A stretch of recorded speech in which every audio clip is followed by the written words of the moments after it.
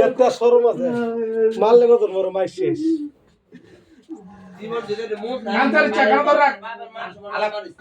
আমার কথা বল মানে আজগা তুই কোন সৎ কোন বিচার আসারের মাধ্যমে আগে দেখতে মাত্র কাটা কবিরা আমি শুনছ তো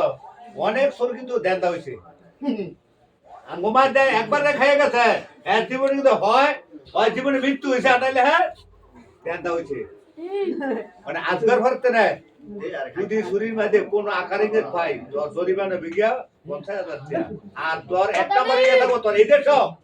বস্তু ভাই যদি কয় আমার বাইরে আমি থাকবো বস্তু ভাইরা আর মতো ক্ষমতা তোর এই দেশ নাই